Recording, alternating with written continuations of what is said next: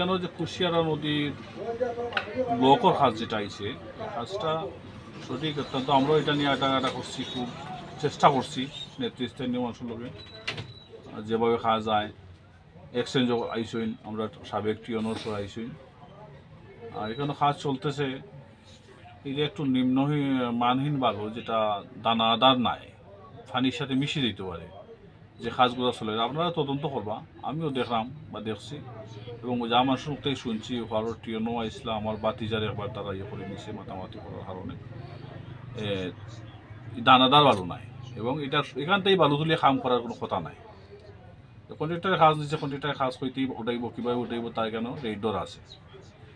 তো এই বিষয় নিয়ে কি একটু আপনারা অবগত লেগে জায়গাটা পশ্চিম বেরকুড়ি, মাহমুদ মিয়ার বাড়ি, আমার নাম মোহাম্মদ জসিম মিয়া। আমার বাড়ির সাইটে নদীর বাঙ্গন ধরছে, অনেক বেশি ভাঙছে হিসেবে কোনো কাজ চলতেছে। গাছটাকে বৈধ আর ঘাট বলতে বৈধ জানতাম না আমি, বালু তোলার ইয়েটা পারমিশন নাই।